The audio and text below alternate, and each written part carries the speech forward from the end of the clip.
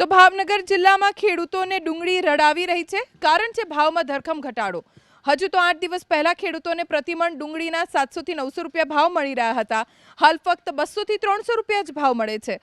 8 દિવસમાં ડુંગળીના ભાવમાં 500 થી 600 રૂપિયાનો ઘટાડો થતા ખેડૂતો ચિંતામાં મુકાયા. એવામાં ખેડૂતોના હિતમાં મહુવા માર્કેટ યાર્ડના ચેરમેને કેન્દ્રીય મંત્રી પિયુષ ગોયલને પત્ર લખી ડુંગળીની નિકાસ પર લગાવેલી 20% ડ્યુટી હટાવવા માંગ કરી.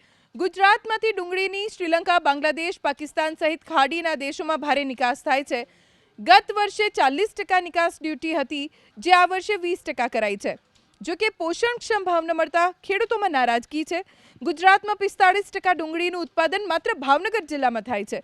હજી તો 20% ડુંગળીનું ઉત્પાદન થયું છે. એવામાં મહુવા સહિત ભાવનગર જિલ્લાના માર્કેટયાર્ડ ડુંગળીથી છલકાયા છે.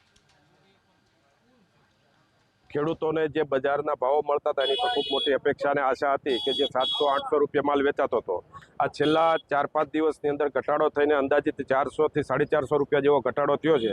એટલે ખેડૂતોને જે અપેક્ષા હતી એ અત્યારે રાતા પાણીએ રોવે એવી પરિસ્થિતિ ઊભી થઈ છે. આંતરરાષ્ટ્રીય ગ્રાહક જે છે એ પાકિસ્તાનની સાથે વ્યવહાર કરે છે.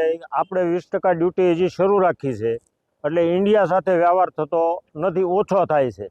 એટલે આ ખેડૂતોને મોટો માર છે. એટલે તાત્કાલિક સરકારે નિર્ણય કરવો પડે. જે 20% નિકાસ ડ્યુટી છે તે તાત્કાલિક અસરથી વહેલી તકે જો હટાવવામાં આવે તો ખેડૂત ભાઈઓને પોતાના પોષણક્ષમ ભાવો મળી શકે, તો તેઓના જે ઉત્પાદન ખર્ચ છે તેમના કરતાં જાવક ઓછી રહે અને ખૂબ જ આર્થિક નુકસાન થઈ રહ્યું છે તે બચી શકે.